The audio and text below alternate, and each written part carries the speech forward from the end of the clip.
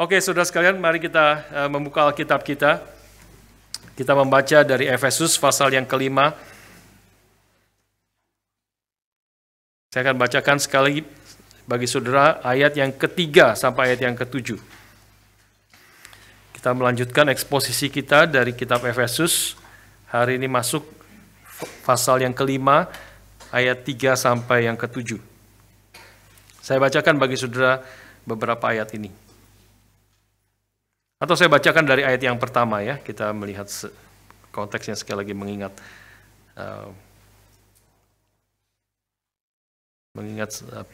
konteks lebih besar. Sebab itu jadilah penurut-penurut Allah seperti anak-anak yang kekasih dan hiduplah di dalam kasih. Sebagaimana Kristus Yesus juga telah mengasihi kamu dan telah menyerahkan dirinya untuk kita sebagai persembahan dan korban yang harum bagi Allah. Ayat yang ketiga, tetapi percabulan dan rupa-rupa kecemaran atau keserakahan disebut saja pun jangan di antara kamu, sebagaimana sepatutnya bagi orang-orang kudus. Demikian juga perkataan yang kotor, yang kosong, atau yang sembrono, karena hal-hal ini tidak pantas, tetapi sebaliknya ucapkanlah syukur. Karena ingatlah ini baik-baik, tidak ada orang sundal, orang cemar, atau orang serakah, artinya penyembah berhala yang mendapat bagian di dalam kerajaan Kristus dan Allah. Janganlah kamu disesatkan dengan kata-kata yang hampa, karena hal-hal demikian mendatangkan murka Allah atas orang-orang durhaka. Sebab itu janganlah kamu berkawan dengan mereka. Mari kita berdoa sekali lagi, mohon pimpinan Tuhan.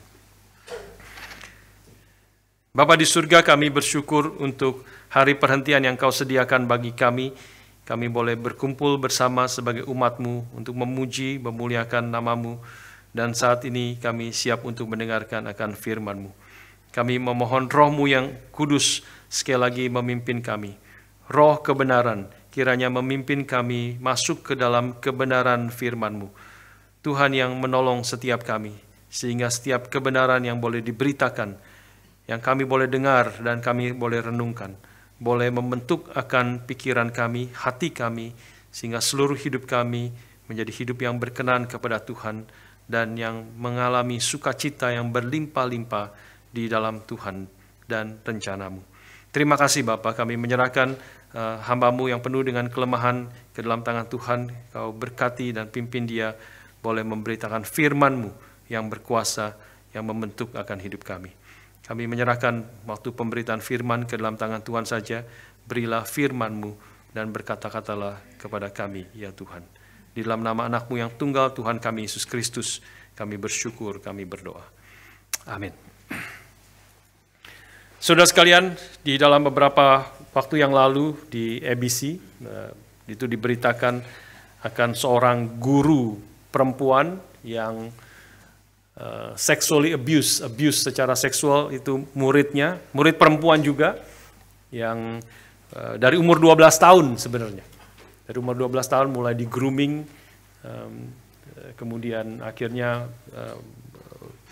masuk ke dalam mulai relasi secara personal dan sampai berlanjut bertahun-tahun sampai dia lulus SMA dan sebagainya, bahkan waktu kuliah masih berlanjut ya. Dan akhirnya setelah dia dewasa dan sebagainya, perempuan ini baru menyadari apa yang terjadi dan kemudian dia lapor polisi dan baru terbongkar semuanya.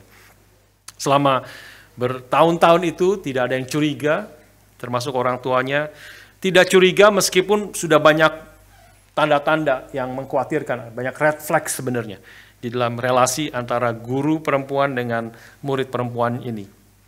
Dan salah satu alasan yang kemudian dibongkar, dinyatakan kenapa mereka tidak melakukan banyak hal meskipun sudah banyak tanda-tanda yang tidak beres ya, tetapi mereka tidak melakukan lebih lagi, tidak melaporkan ke polisi dan sebagainya, tidak tanya lebih detail lagi. Salah satu alasannya karena ini adalah guru perempuan. Ya, dia adalah guru perempuan. Dan dia anak mereka adalah perempuan juga. Ya, jadi itu yang membuat salah satu diberitakan kesulitannya. Jadi banyak orang jadi pikir kalau guru perempuan ke anak perempuan itu sesuatu yang hampir tidak mungkin terjadi, gitu. Tapi dia akhirnya mengatakan setelah dibongkar itu dia mengatakan satu kalimat bahwa predator is not a male or a female. Jadi predator itu bukan harus kita ingat bukan laki atau perempuan, tapi predator yang bisa laki atau bisa perempuan. Ya, itu kemudian dibongkar menjadi salah satu berita yang menghebohkan beberapa atau kira-kira 2 minggu yang lalu. Saudara sekalian, ini mungkin salah satu ekstrim, ya, contoh ekstrim yang terjadi di tengah-tengah Australia. Tetapi kita sebenarnya hidup di dalam zaman ini, secara umum kita hidup di dalam zaman yang mengglorifikasi akan kebebasan seksual. Ya, Alkitab hari ini membawa kita memikirkan tentang hal ini, bicara tentang percabulan, tentang rupa-rupa kecemaran. Rupa-rupa kecemaran itu dalam konteks sexual impurity, ya, any kind of impurity, kecemaran di dalam kaitan dengan dosa seksual. Kita hidup dalam zaman yang adalah kebebasan seksual itu sudah menjadi sesuatu yang dianggap biasa, begitu biasa, ada di tengah-tengah kita. Segala macam pornografi sudah begitu banyak terjadi dari anak-anak SD, SMP, SMA, dan sebagainya. Kehidupan seks bebas itu anak mahasiswa-mahasiswa kuliah sudah, bahkan dari SMA sudah seperti biasa sekali. Kita hidup di tengah-tengah zaman yang seperti demikian. Dan mungkin di antara kita juga tidak terlepas gitu ya. Kita film-film yang kita lihat, orang-orang iklan-iklan yang kita lihat, itu sudah seperti jadi terbiasa sama sekali. Kita sudah terbiasa, hampir setiap film gitu ada adegan-adegan yang tidak senonoh. Tapi kita seperti sudah biasa sekali, ya. Kita seperti sudah expect hal-hal seperti itu. Nah, hari ini renungan firman Tuhan kita perlu sungguh-sungguh perhatikan. Ya, firman Tuhan yang sangat keras sebenarnya. Ayat ketiga, ayat yang kelima mengatakan, tetapi percabulan dan rupa-rupa kecemaran atau keserakahan disebut saja pun jangan di antara kamu, sebagaimana sepatutnya bagi orang-orang kudus. Ayat yang kelima khususnya lebih keras lagi. Karena itu ingatlah ini baik-baik, tidak ada orang sundal. Orang sundal itu ini ayat 3 sampai 5 itu sebenarnya kata-katanya sama semua ya. Ayat 3 mengatakan percabulan itu orang sundal itu sama juga sebenarnya orang cabul, boleh dimengerti kata yang dipakai adalah sama. Dan ayat yang orang cemar itu bicara, ayat 3 bicara tentang rupa-rupa kecemaran, ya. Ayat 5 adalah orang cemar, dan kemudian orang serakah. Ya, ayat 3 juga, dan keserakahan atau keserakahan itu mengulang sebenarnya hal yang sama tentang sundal atau cabul, ya, percabulan, orang-orang cemar, orang serakah, artinya penyembah berhala yang mendapat bagian di dalam kerajaan Kristus dan Allah. Wah, ini satu peringatan yang sangat keras, ya. Ingatlah, tidak ada orang sundal, orang cemar, orang serakah yang mendapat bagian dalam kerajaan Kristus dan Allah. Pertanyaan yang pertama muncul yang kita boleh pikirkan bersama, apa arti peringatan ini? Paulus mencatat ini bagi orang-orang Kristen. Kita tahu ini tadi ayat yang pertama, ayat yang kedua kita sudah bicara dia, dan konteks kitab Efesus dia tulis kepada orang-orang Kristen yang telah dikuduskan, yang telah menjadi manusia baru, yang disebut sebagai anak-anak Allah yang terkasih, yang dikasih oleh Allah. Dan itu karena itu perintahnya kita hidup di dalam kasih sebagaimana Kristus juga telah mengasihi kamu dan telah menyerahkan dirinya untuk kita. Artinya kita adalah orang-orang yang telah dikasihi Allah, telah menjadi manusia baru, memiliki hidup yang baru, telah lahir baru, di mana di dalam Roma pasal 8 mengatakan barang siapa di dalam Kristus tidak ada lagi penghukuman. Jadi kita adalah orang-orang yang sudah adalah milik Tuhan, anak-anak Tuhan yang tidak ada yang bisa memisahkan kita dari kasih Allah di dalam Kristus. Tapi pertanyaannya adalah, mengapa ayat yang kelima Paulus memberi satu peringatan yang seperti mengatakan tidak ada orang sundal, orang cemar, orang serakah, ataupun penyembah berhala yang mendapat bagian di dalam kerajaan Kristus dan Allah. Jadi peringatan ini peringatan yang maksudnya apa? Kalau kita ada anak Tuhan yang sudah ada di dalam Kristus, yang kita pasti sudah mendapat hidup yang kekal. Barang siapa di dalam Kristus, dia adalah ciptaan yang baru, yang lama sudah berlalu, sesungguhnya yang baru sudah datang. Kita adalah milik Tuhan, anak-anak Tuhan. Tetapi apa maksud dari peringatan ini? Paulus mengatakan tidak ada orang sundal, orang cemar dan sebagainya yang mendapat bagian di dalam kerajaan Kristus. Saudara, jawabannya adalah, misalnya kita bisa melihat di dalam 1 Yohanes 3 ayat yang ke-9, boleh dimunculkan di layar. 1 Yohanes 3 ayat yang ke-9. Ini salah satu jawaban ya, mungkin salah satu inti daripada jawabannya. Mari kita baca bersama-sama 1 Yohanes 3 ayat 9 bersama-sama. Setiap orang yang lahir dari Allah tidak berbuat dosa lagi, sebab benih ilahi tetap ada di dalam dia, dan dia tidak dapat berbuat dosa karena ia lahir dari Allah. Nah, kalau saudara perhatikan bahasa Inggrisnya, langsung rasa beda tuh, salah, beda artinya ya. Inggrisnya mengatakan, no one born of God makes a practice of sinning, for God's seed abides in him and he cannot keep on sinning because he has been born of God. Agak beda ya, khususnya kalimat yang terakhir yang sangat jelas bedanya. Ya, Indonesia mengatakan dia tidak dapat berbuat dosa karena ia lahir dari Allah. Tapi ESV sebenarnya lebih tepat mengatakan dia tidak dapat terus-menerus berbuat dosa. He cannot keep on sinning, bukan tidak dapat berbuat dosa. Ya. He cannot keep on sinning, dia tidak dapat terus-menerus berbuat dosa karena dia telah lahir dari Allah. Nah, kalau ayat yang ke-9 kalau bahasa Indonesia itu waduh bisa itu salah menerjemahkan bisa membuat kacau seluruhnya sebenarnya. Kalau dikatakan orang yang telah lahir dari Allah tidak dapat berbuat dosa, ia tidak dapat berbuat dosa karena ia lahir dari Allah. Faktanya banyak kita, mungkin semua dari kita masih jatuh di dalam dosa, berbagai macam dosa. Mungkin tidak dosa seksual seperti ini, tetapi juga bisa jatuh dosa seksual dan dosa macam-macam, iri hati, tidak bijaksana, tidak mentaati Tuhan. Salah satu yang ditegur keras di dalam Kin adalah bagaimana ini Kin tentang dinamika pimpinan Roh Kudus dan penginjilan pada masa kini. Salah satu teguran adalah bagaimana itu adalah perintah Tuhan, sangat jelas Alkitab memerintahkan kita untuk memberitakan Injil. Tapi begitu banyak orang Kristen yang tidak memberitakan Injil, tapi tenang-tenang saja. Itu adalah perintah Tuhan, itu artinya berbuat dosa. Berbuat dosa bukan hanya tidak melakukan apa yang dilarang oleh firman Tuhan, itu tidak berbuat atau berbuat dosa itu bukan hanya melakukan apa yang dilarang oleh firman Tuhan, tapi juga tidak melakukan apa yang diperintahkan oleh Tuhan. Kehendak Tuhan ada dua, yang satu melarang negatif, yang satu adalah perintah. Ya. Kalau kita tidak melakukan apa atau kita melakukan apa yang dilarang, itu jelas berbuat dosa. Dilarang jangan berzina, orang berzina, jangan berbohong, mengucapkan saksi dusta, kita berbohong. Nah, itu berdosa. Tapi juga bukan hanya dosa, bukan hanya secara negatif kita tidak melakukan apa yang dilarang, tetapi juga atau melakukan apa yang dilarang itu berbuat dosa, tetapi juga tidak melakukan apa yang diperintahkan. Itu juga adalah berbuat dosa. Kalau terjemahan Indonesia, makanya itu saudara tidak cukup baca bahasa Indonesia, ya, perlu bahasa Inggris, bahasa Mandarin, bahasa apapun, dan apalagi juga kembali ke bahasa aslinya, Yunani ataupun Ibrani. Ya, kita cek penerjemahannya. Kalau pengertian bahasa Indonesia menjadi berbahaya sekali. Jelas di dalam bahasa aslinya mengatakan bahwa orang Kristen, orang yang telah lahir dari Allah bukan tidak bisa jatuh di dalam dosa, tetapi orang-orang Kristen, anak-anak Tuhan yang sejati, ketika dia jatuh, dia tidak terus-menerus ada di dalam dosa itu. Dia tidak terus-menerus. Apalagi berdamai dengan dosa, tenang di dalam dosa-dosa itu. Tidak orang-orang Kristen ketika dia mendengar firman, ketika dia mendengar teguran keras seperti ini.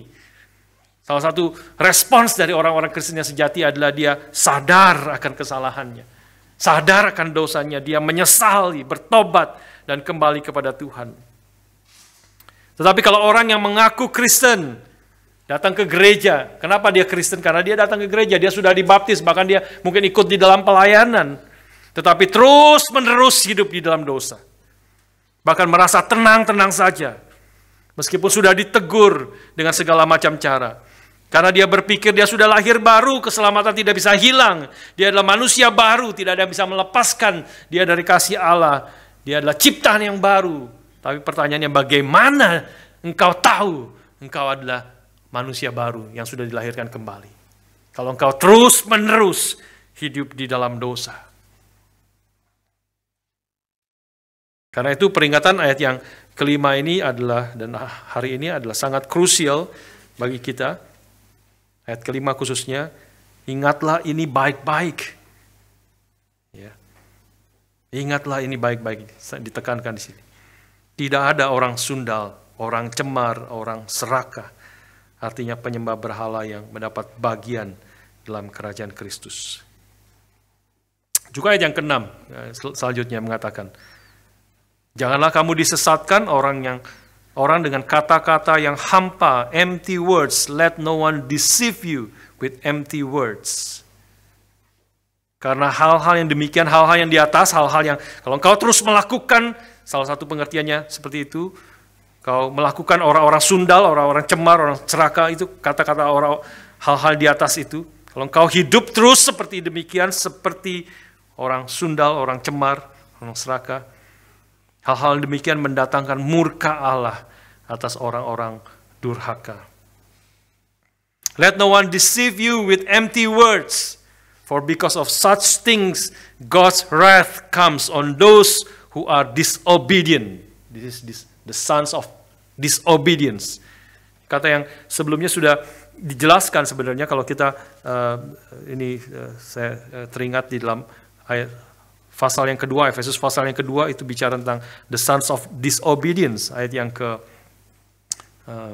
Efesus 2 ayat yang ke-1 dan kedua. Saya bacakan bahasa Inggrisnya. As for you, you were dead in your transgression and sins in which you used to live when you follow the ways of this world and the rulers of the kingdom and the air, the spirit who is now at work in those who are disobedient. Ya. Yaitu roh yang sekarang sedang bekerja di antara orang-orang durhaka. Nah, itu muncul.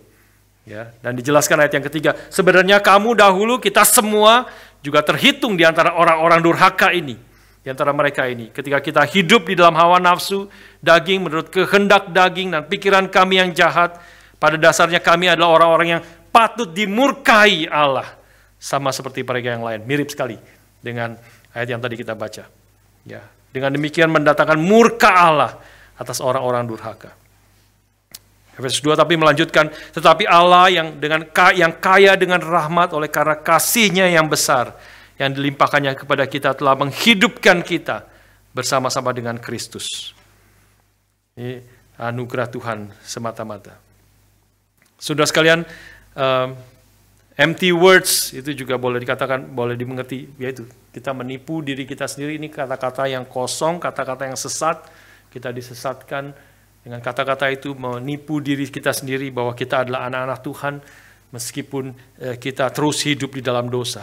Biarlah peringatan ini, kalau kita anak-anak Tuhan yang sejati, menjadi kita bersyukur untuk peringatan ini. Tapi bagi orang-orang yang menganggap dirinya Kristen, tetapi terus hidup di dalam dosa, biarlah peringatan ini menggentarkan kita dan membawa kita justru sungguh-sungguh kembali kepada Tuhan. Karena tidak ada orang-orang yang demikian itu yang mendapat bagian dalam kerajaan Kristus. Nah, saudara, kita perlu melihat di sini membedakan. Sekali lagi tadi kita katakan orang Kristen bukan berarti tidak bisa jatuh di dalam dosa, bahkan dosa-dosa. Kalau kita melihat seluruh Alkitab, the heroes of the Bible, itu adalah semuanya dibongkar dengan jujur, dengan jelas bahwa semuanya adalah orang-orang berdosa. Bahkan Abraham juga jatuh di dalam dosa. Daud jatuh dalam dosa yang mungkin tidak ada di antara kita yang melakukan dosa seperti demikian. Yang membunuh, merencanakan pembunuhan, berzina, dan sebagainya. Dan juga kemudian membunuh akan Uria. Tapi di sini ayat yang kelima menegaskan persoalannya seperti itu. Persoalannya adalah meskipun orang Kristen masih bisa jatuh dalam dosa, tapi anak-anak Tuhan yang sejati adalah he cannot keep on sinning. Dia tidak terus-menerus hidup di dalam dosa. Karena adalah roh Allah yang menggelisahkan, menegur, menuduh dia. Menyadari bahwa itu, nanti kita melihat itu tidak pantas, itu tidak seharusnya terjadi. Yang membuat kita bertobat dan kembali kepada Tuhan. Tetapi kalau Orang yang menganggap dirinya Kristen tapi terus jatuh lagi, terus jatuh lagi, dan terus akhirnya hidup di dalam dosa. Ayat yang kelima mengatakan, karena itu ingatlah ini, tidak ada orang sundal, sampai bicara tentang identitas dirinya. Ini bukan hanya sekedar perbuatannya. Nah inilah yang kita boleh mengerti. Tidak ada orang sundal, orang cemar, orang serakah, artinya penyembah berhala. Jadi ini adalah sudah menjadi identitas dirinya. Dia bukan hanya sekedar 1 kali, 2 kali berbuat dosa, tetapi kemudian menjadi habit, menjadi kebiasaan dia melakukan dosa, dan lama-lama kemudian dia menjadi orang berdosa itu. Orang sundal itu, karena memang asalnya dia tidak pernah lahir baru, dia tidak pernah menjadi manusia baru. 1 Yohanes mengatakan, mereka pergi dari kami. Ini adalah orang-orang, berarti dulunya adalah bagian daripada gereja Tuhan. Mereka tapi meninggalkan kami, karena mereka memang tidak pernah berasal dari kami. Hanya luarnya saja. Hanya luarnya saja. Datang ke gereja, mungkin sudah dibaptis, tapi hatinya tidak pernah mengenal Tuhan, tidak pernah percaya kepada Tuhan. Ini peringatan yang sangat keras yang kita boleh ingat. Saudara sekalian.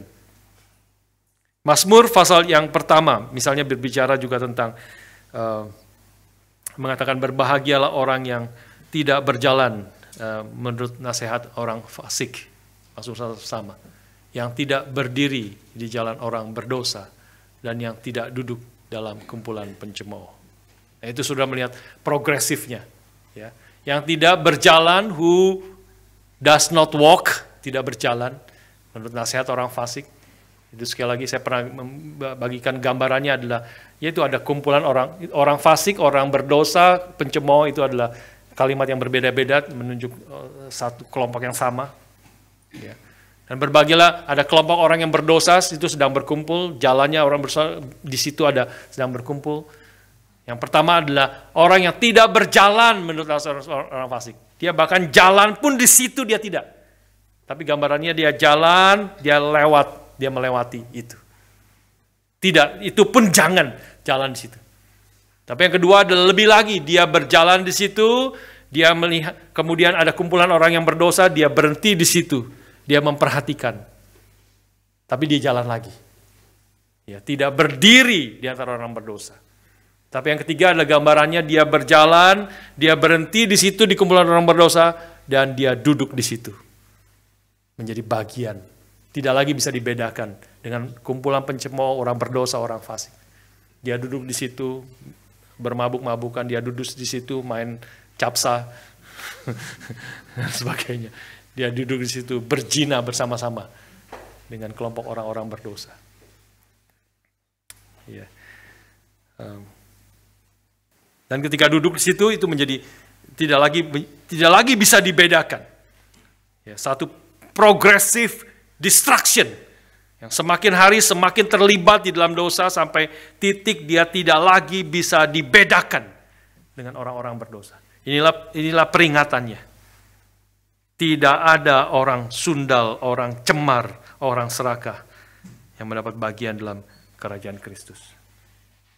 Tapi bagi kita, anak-anak Allah sejati, saya harap semua di antara kita, atau paling sedikit kebanyakan dari antara kita, peringatan ini membuat kita ingin menjauhkan diri dari segala bentuk kecemaran. Peringatan ini membuat kita sadar bahwa ini segala bentuk kecemaran dan dosa ini bukan hanya melawan kehendak Allah. Sekali lagi poin yang sering saya katakan, hal-hal dosa yang dikatakan di sini bukan hanya melawan kehendak Allah, tetapi juga bertentangan dengan siapa kita sesungguhnya. Sekali lagi, dosa dikatakan segala macam dosa, dan khususnya di dalam bagian ini kita diingatkan sekali lagi bahwa segala dosa yang kita lakukan itu bukan hanya melawan Tuhan, melawan kehendak Tuhan, tetapi bertentangan dengan siapa kita sesungguhnya kalau kita adalah anak-anak Tuhan yang sejati. Kita adalah milik Tuhan, kita adalah manusia baru. Ayat yang ketiga mengatakan itu, ya, tetapi percabulan dan rupa-rupa kecemaran atau keserakahan disebut saja pun jangan di antara kamu, sebagaimana sepatutnya bagi orang-orang kudus. Itu adalah status kita. Itulah identitas kita sesungguhnya di dalam Tuhan. Kalau kita sudah lahir baru milik Tuhan, sudah menjadi manusia baru, kita disebut sebagai orang-orang kudus. Orang-orang kudus bukan hanya orang-orang tertentu yang seperti Katolik yang kanonisasi orang-orang tertentu. Terakhir Katolik menurut berita mengatakan mulai goncang, banyak Katolik, banyak dari gereja Katolik mulai meninggalkan iman Katolik. Ya, mereka mulai mencari sekarang patron daripada orang kudus, saint, yang bukan orang-orang dulu, bukan orang-orang mati martir dan sebagainya, tetapi anak muda gamer. Anak muda umur berapa atau belasan tahun, ya, gamer, jadi dikanonisasi menjadi orang kudus. Ya, orang kudus. Gamer yang dia memang sering beritakan, influencer di media sosial, beritakan apa segala macam. Tapi di gamer, anak muda, anak masih remaja, dikanonisasi menjadi orang kudus. Karena ya ada yang menafsirkan karena Katolik sudah mulai kehilangan anak-anak muda, banyak anak-anak muda mulai meninggalkan gereja Katolik, sehingga mereka perlu saint, orang kudus yang anak muda, anak remaja yang mati pada waktu dia muda, yang sangat Gen Z, untuk menjangkau orang Gen Z dalam zaman ini. Alkitab mengatakan bukan hanya orang-orang demikian, orang-orang tertentu yang disebut orang kudus, bukan hanya Rasul Paulus, Rasul Petrus disebut orang kudus, tetapi kita semua anak-anak Tuhan. Alkitab, Paulus menulis kepada jemaat-jemaat di segala tempat, di Korintus, bahkan di dalam jemaat salah satu yang paling rusak, jemaat di Korintus, dia menyebut juga kepada gereja Korintus, orang-orang kudus di dalam Kristus, yang telah dikuduskan oleh Kristus. Kita semua adalah anak-anak atau orang-orang kudus, anak-anak Tuhan, milik Tuhan, manusia baru. Kalau kita sudah di dalam Kristus menjadi manusia baru, maka percabulan, rupa-rupa kecemaran, keserakahan, disebut saja pun jangan. Karena itu tidak patut dilakukan oleh orang-orang kudus. Ayat yang keempat juga bicara demikian. Demikian juga perkataan kotor yang kosong atau yang sembrono, karena hal-hal itu tidak pantas. Tidak pantas. Tidak patut, tidak pantas.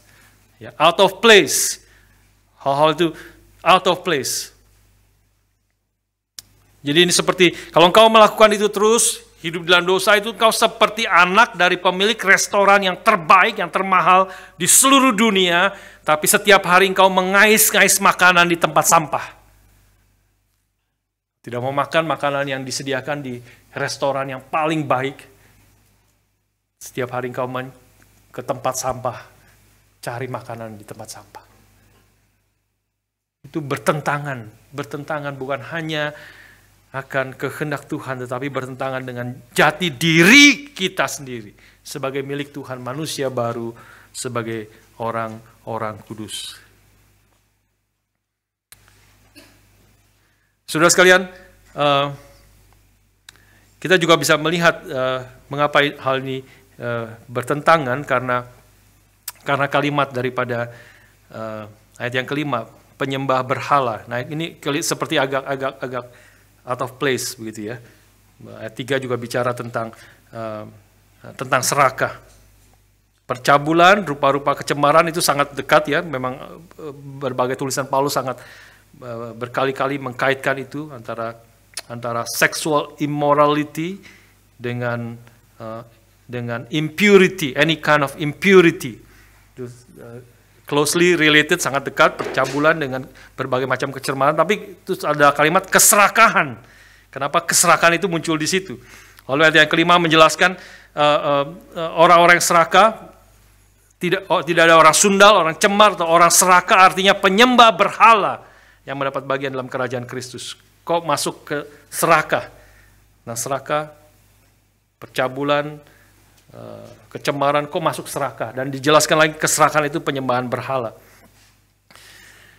Maka kita bisa mengerti, sebenarnya kita pikirkan ini apa kaitannya adalah bahwa orang-orang yang mengaku Kristen tapi terus hidup di dalam dosa, bahkan setelah berkali-kali diperingatkan, bahkan dengan berbagai cara dari mulai yang lembut sampai yang keras diperingatkan, seperti tidak jatuh dalam dosa, tapi dia terus-menerus hidup di dalam dosa, khususnya di dalam hal ini dosa percabulan, dosa seksual.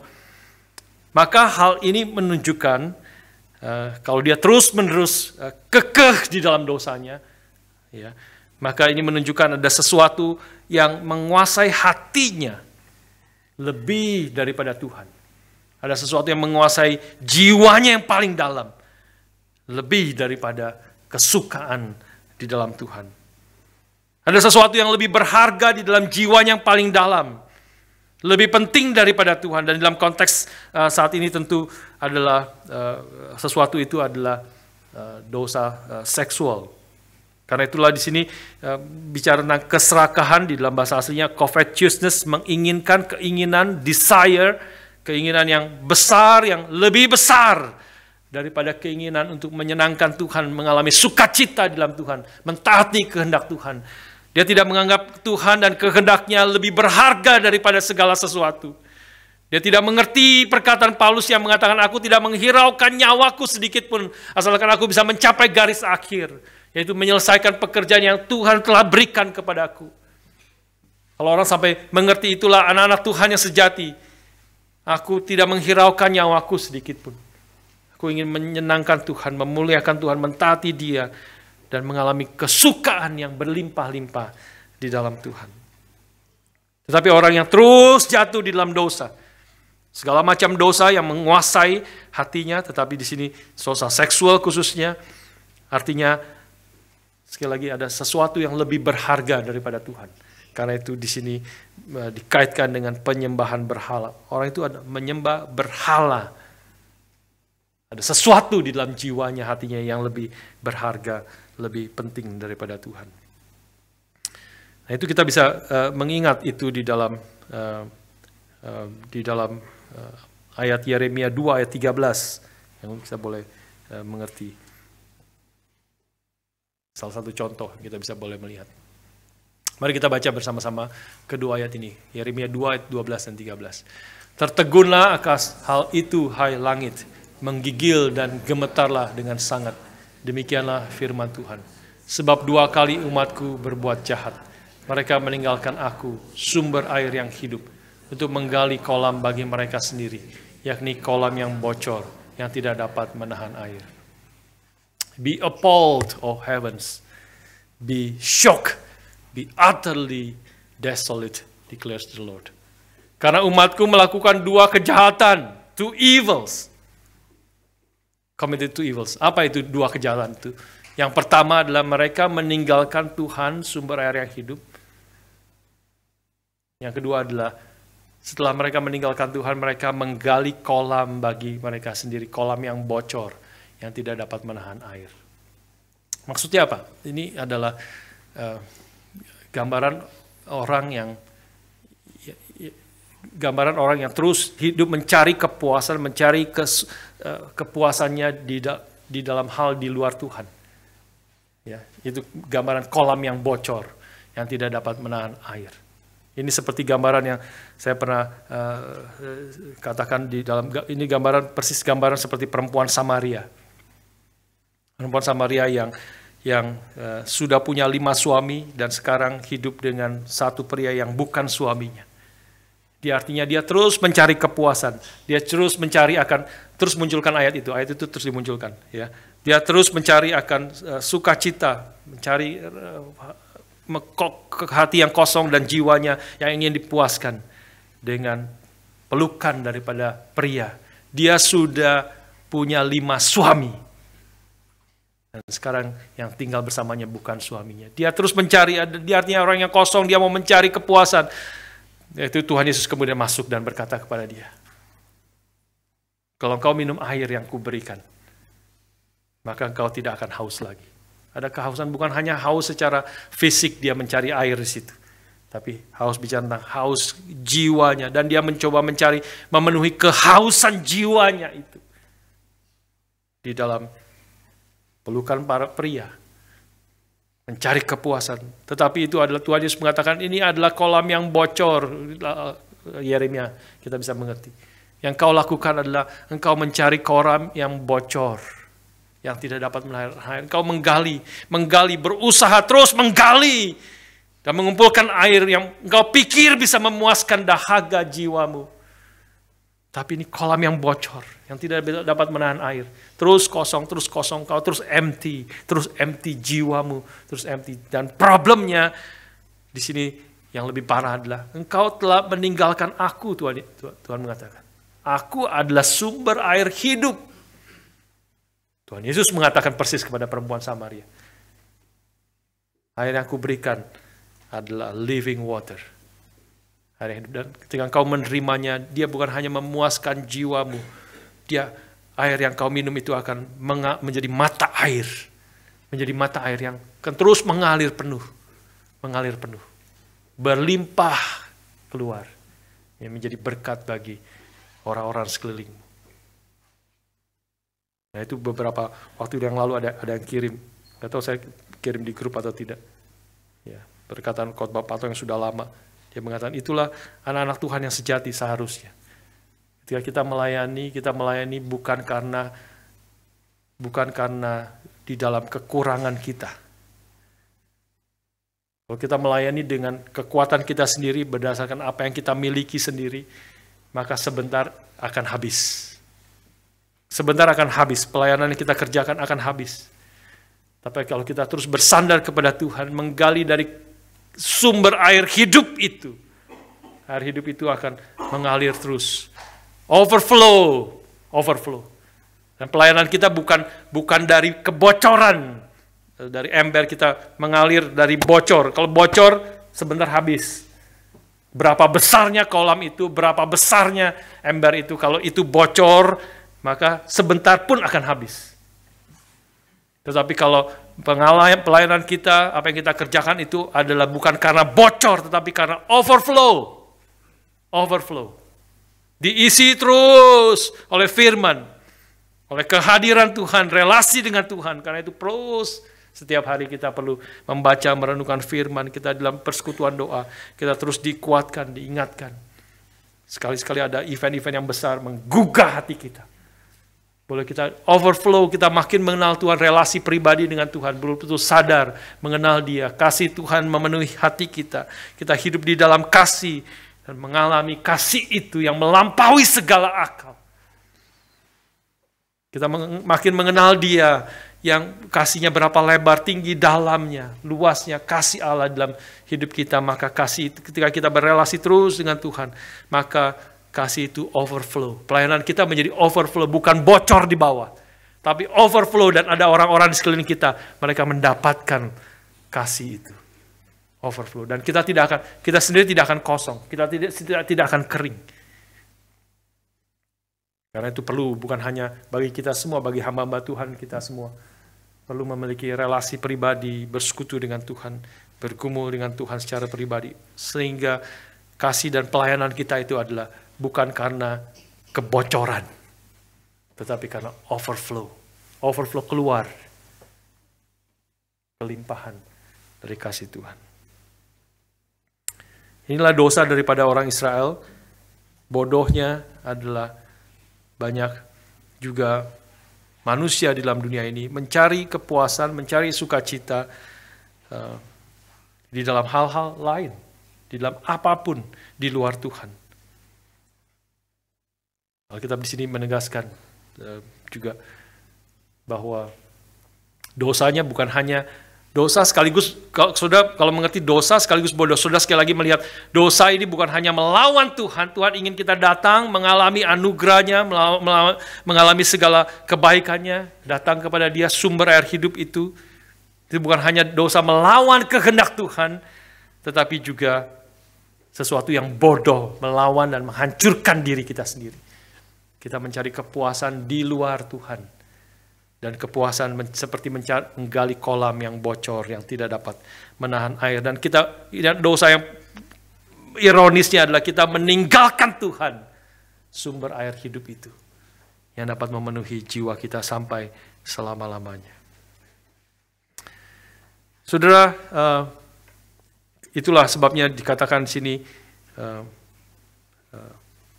orang sundal, cemar, serakah, itu disebut juga sebagai penyembah berhala yang terus bisa menjadi kosong dan jiwanya tidak bisa dipenuhi dalam Tuhan. Hal selanjutnya yang kita boleh pikirkan di sini, hal yang kedua atau ketiga, kita bisa, Paulus mengajarkan kepada kita hal yang lebih praktikal lagi. Kita bisa melihat hal yang praktikal di sini. Untuk menghindari supaya kita tidak jatuh di dalam dosa seksual ini, maka Paulus secara praktikal menekankan pentingnya akan kata-kata. Ya, sekali lagi ayat 3, ayat 4 menegaskan itu. Tapi percabulan, rupa-rupa kecemaran, keserakan disebut saja pun jangan di antara kamu. Ayat yang keempat juga mengatakan, demikian juga perkataan yang kotor, yang kosong atau yang sembrono. Ya. Ini secara praktikal kita boleh melihat, disebut jangan hal-hal yang negatif ini, disebut di dalam pengertian kita tahu ya, bukan tidak boleh disebut. Sekarang saya sedang berkali-kali menyebut kalimat ini, tapi disebut di dalam pengertian menjadi sesuatu yang di dalam konteks yang salah, di dalam melakukan perbuatan yang tidak berkenan kepada Tuhan. Ya. Disebut saja pun jangan perkataan kotor itu. Karena ini adalah jalan masuk, sudah sekalian, kalau kita memakainya, bicara secara atau menontonnya, ya, tetapi juga termasuk terutama di sini menekankan perkataan kita di dalam keseharian, di dalam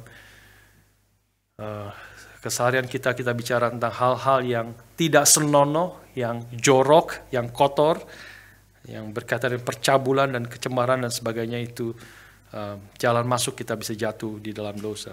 Saya teringat akan satu gereja di Indonesia, tidak perlu disebut, tidak perlu dikasih tahu tempat namanya, tapi saya tahu persis ini ada satu gereja di Indonesia yang pasti bukan gereja GRI. Bukan berarti tidak bisa terjadi di GRI, ya bisa juga. Tapi ada satu gereja di Indonesia yang pengurusnya itu, dan mungkin aktivis yang melayani di gereja itu mereka orang-orang yang suka membesuk orang lain. Bagus. Mereka membesuk. Ya, berkunjung, ada orang-orang yang sakit, ada orang-orang yang membutuhkan, ada pergumulan dan sebagainya. Mereka ada satu tim besuk. Ya, kalau di sini kita punya tim pemerhati. Ini adalah mereka khususnya membesuk.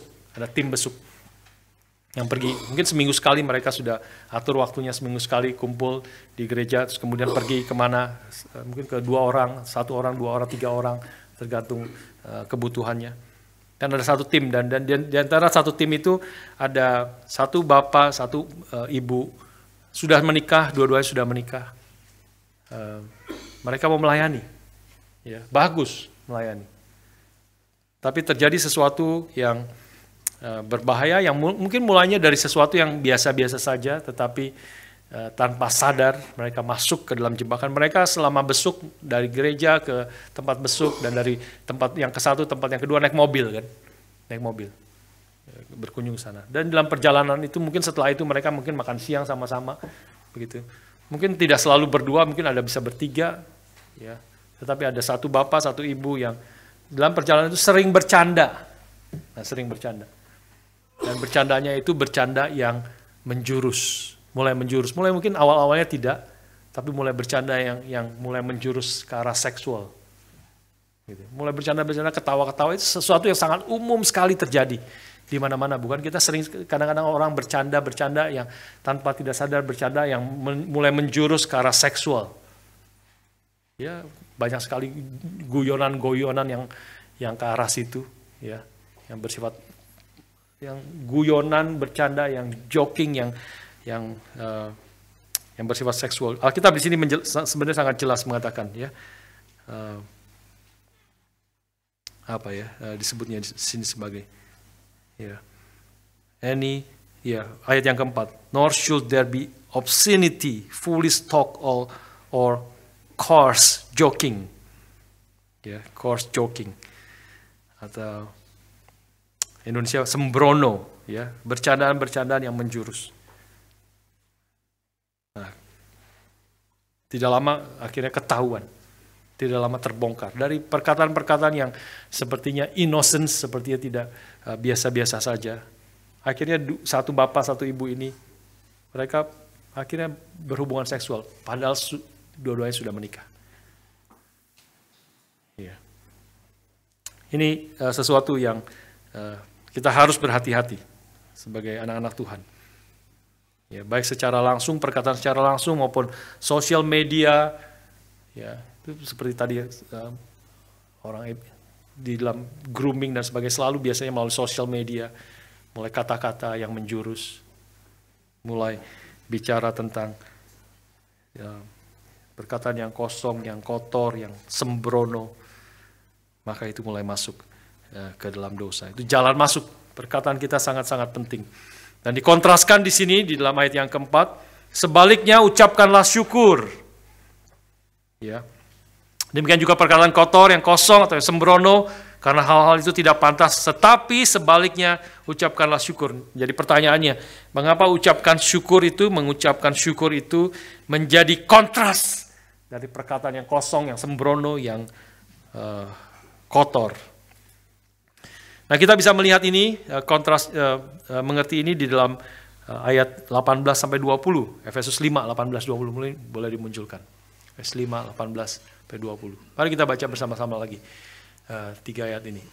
Dan janganlah kamu mabuk oleh anggur, karena anggur menimbulkan hawa nafsu, tapi hendaklah kamu penuh dengan roh, dan berkata-katalah seorang kepada yang lain dalam mazmur, kidung puji-pujian dan nyanyian rohani, bernyanyi dan bersoraklah bagi Tuhan dengan segenap hati. 20. Ucapkanlah syukur senantiasa atas segala sesuatu dalam nama Tuhan kita Yesus Kristus kepada Allah dan Bapa kita.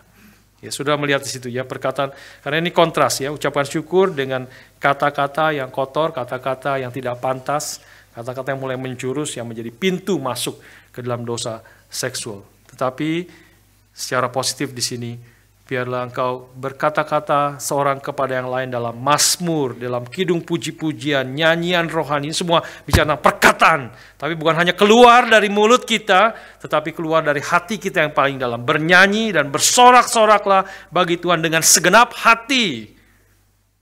Sing and make music in your hearts to the Lord. Dari dalam hati, tentu bicara ucapan syukur, bukan hanya keluar dari mulut kita, tetapi dari hati kita yang mengerti anugerah Tuhan, mengerti kebaikan Tuhan, mengerti segala apa yang Tuhan rencanakan itu yang terbaik. Kita memuji Tuhan, memuliakan Tuhan. Ayat yang ke-20, ucapkanlah syukur senantiasa atas segala sesuatu dalam nama Tuhan kita Yesus Kristus. Saudara sekalian, mengapa ini menjadi kontras? Mengapa kata-kata yang kotor, yang tidak pantas itu kontras dengan ucapan syukur? Karena ketika kita mengucap syukur, khususnya atas segala sesuatu yang ada di dalam Tuhan, dalam kehendaknya, maka ini menggambarkan satu sikap hati yang beriman penuh kepada Tuhan. Bahwa Dia adalah Allah yang berdaulat atas segala sesuatu. Dan bahwa Dia adalah Bapa kita yang selalu menginginkan yang terbaik bagi anak-anaknya. Inilah menjadi kontrasnya. Tadi kita katakan perkataan kotor, pikiran yang kotor dan semua dosa demikian adalah bentuk penyembahan berhala, yang bentuk ketidakpuasan kepada Allah, seperti Yeremia 2 tadi kita katakan. Tidak puas kepada Tuhan, ingin mencari kepuasan di tempat yang lain, itulah penyembahan berhala. Tetapi ucapan syukur yang keluar dari hati kita yang paling dalam adalah satu ekspresi sadar bahwa Tuhan adalah segala-galanya, hati yang penuh sukacita, hati yang penuh dengan menyadari anugerah Tuhan dalam hidupnya, hati yang iman, yang menyadari, percaya bahwa Bapa kita selalu menginginkan yang terbaik bagi anak-anaknya. Dan menemukan kepuasan dan sukacita kita di dalam Tuhan, di dalam kehendak-Nya.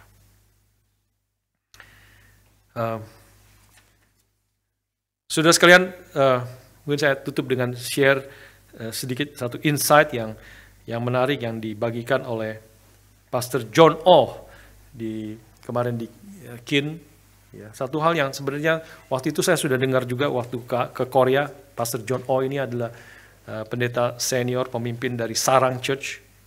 Berapa, saya tidak tahu, saya lupa 80.000 jemaatnya dan sebagainya. Ya, sangat besar sekali. Ruang kebaktiannya itu adalah, saya lupa 7.000 atau 8.000, saya lupa, kira-kira, atau 12.000 kira-kira seperti itu. Ya, mungkin 8.000 ya, 8.000. Ruang kebaktian itu 8.000. Kita kalau sudah ke Katedral Mesias itu penuh, itu adalah 4.000. Dia paling sedikit 2 kali lipat dari itu. Dan setiap minggu kebaktian 6 kali. 6 kali. Dari mulai jam 6 pagi, jam 8, jam 10, jam 12, jam 2, jam 4. Setiap 2 jam. Dia Tuhan pakai secara luar biasa. Dan saya melihat ada setiap hamba-hamba Tuhan itu ada keunikan masing-masing. Ya, ada keunikan dan bersyukurnya ada kesempatan mereka share tentang bagaimana Tuhan membentuk mereka, bagaimana Tuhan menaruh sesuatu yang unik di dalam hati mereka. Pengenalan Tuhan secara pribadi. Di dalam seluruh Alkitab yang Tuhan nyatakan, setiap orang kita di dalam keterbatasan kita mengenal secara khusus. Keterbatasan sekaligus menjadi kekuatan dan keunikan. Bagaimana Tuhan memakai setiap hamba-hamba Tuhan secara unik, beda, dan menjadi berkat yang besar bagi umat Tuhan. Dan dia salah satu yang saya tahu ini memang kekuatan dia dan keunikan Tuhan memakai dia. Dia berkali-kali bicara tentang the heart of a father or the heart of a shepherd. Hati seorang ayah atau hati seorang gembala. Nah, itu dia melihat itu, konsep itu di dalam seluruh Alkitab. Dia melihat banyak contoh-contoh di dalam Alkitab yang dia bagikan. Dan salah satu yang puncak adalah dia bicara tentang satu perumpamaan yang kita semua sudah tahu, tentang perumpamaan tentang anak yang hilang. Ya, anak yang hilang, berdosa, melawan Tuhan, meninggalkan bapaknya, pergi, dan kemudian menderita, rusak, dan akhirnya dia sadar akan hati bapaknya. Dia sadar, aku sudah mau mati di sini, di tempat yang asing, mau makan makanan babi pun tidak boleh. Dia teringat akan bapaknya, teringat akan rumah. Dia akan kembali, dia akan mengatakan, aku sudah berdosa kepada sorga dan kepada Bapa. Aku tidak layak lagi diterima sebagai anakmu. Terimalah aku sebagai salah satu budakmu saja. Sudah jauh lebih baik daripada aku mati kelaparan di tanah asing ini. Tapi bapaknya yang melihat anaknya dari jauh datang, dia bukan hanya menerima dia sebagai budak, tapi menyambut dia, lari dari jauh. Bapak itu lari, memeluk dia, memberi pakaian yang terbaik, memberi cincin, memberi sendal, memberi semua segala terbaik, dan dia membuat pesta. Mari kita bersuka cita sekarang, karena anakku yang sudah mati sekarang hidup kembali. Anakku yang sudah hilang sekarang sudah kembali dan ditemukan kembali. Mari kita bersuka cita, berpesta. Semua kita sudah tahu cerita ini. Tapi ada satu insight yang menarik yang dia ceritakan. Tidak ada di dalam Alkitab, tapi saya rasa itu satu refleksi yang tepat, yang mungkin sekali terjadi. Dan itu merefleksikan akan bagaimana sikap kita sebagai anak-anak Tuhan. Dia mengatakan, di tengah-tengah pesta itu,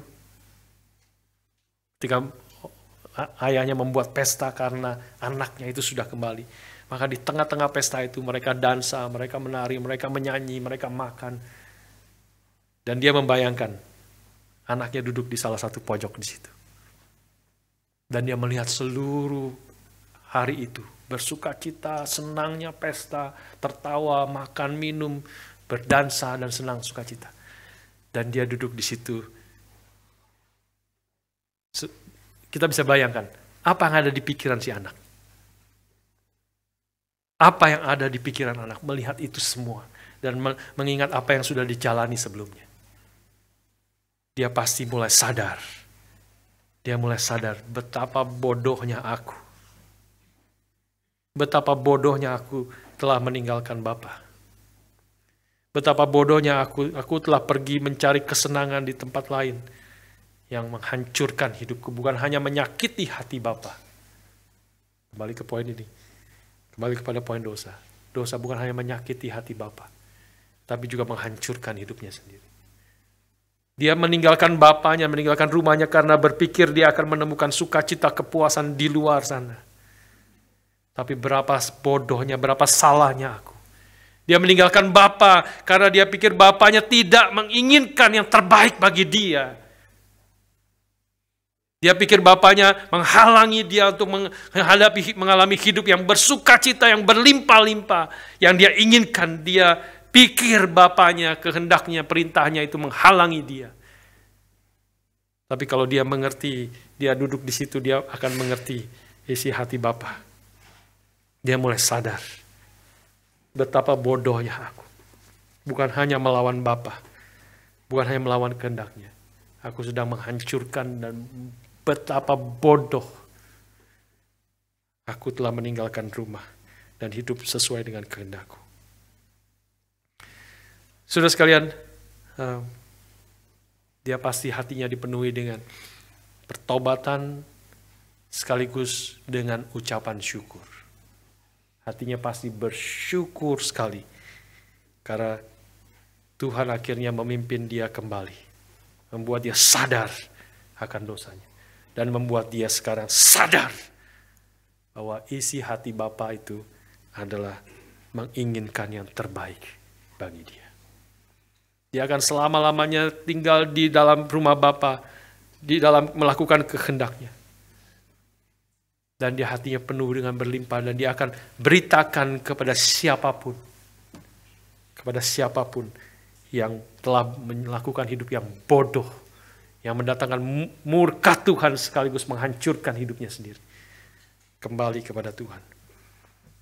Kembali kepada Tuhan. Mengerti supaya kita tidak hidup di dalam dosa, tapi kita mau menyadari kehendak Tuhan itu yang terbaik. Hati penuh dengan syukur karena apa yang rencana Tuhan dan Tuhan telah sediakan bagi kita. Apalagi bagi kita yang telah mengerti bahwa Dia yang tidak menyayangkan anaknya sendiri bagi kita, tapi yang telah menyerahkannya bagi kita. Bagaimana mungkin Dia tidak menyerahkan segala sesuatu kepada kita bersama-sama dengan anaknya itu. Biarlah kita dengan hati yang bersyukur, kita mau meninggalkan dosa, dan kita hati yang bersyukur hidup di dalam Tuhan, di dalam kehendak-Nya, dan itu adalah ekspresi daripada anak-anak Tuhan. Itulah yang pantas, itulah yang seharusnya, itulah yang cocok bagi kita anak-anak Tuhan yang telah ditebus oleh Tuhan. Mari kita berdoa.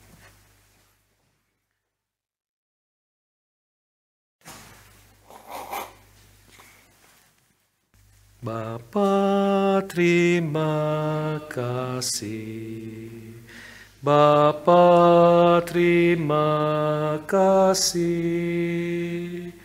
Bapa di dalam surga, puji terima kasih. Mari berdiri bersama-sama. Bapa, terima kasih. Bapa, terima kasih. Bapa di dalam surga, puji terima kasih.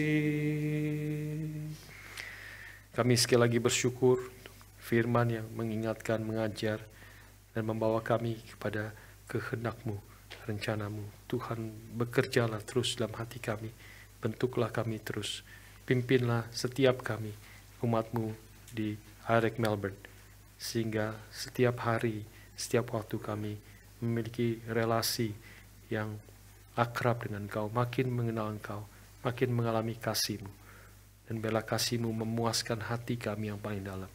dan jiwa kami yang paling dalam, sehingga kami tidak tergoda, kami tidak ditarik oleh rayuan dunia yang berdosa, yang bukan hanya melawan kehendak-Mu, mendukakan hati Roh Kudus, tetapi juga menghancurkan hidup kami sendiri. Tuhan, jagalah kami tidak jatuh dalam segala kebodohan akan kecemaran ini, tapi kami boleh hidup dalam kehendak-Mu, memuliakan Tuhan dan menikmati Engkau selamanya. Bersyukur dan berdoa dalam nama Tuhan kami, Yesus Kristus. Amin.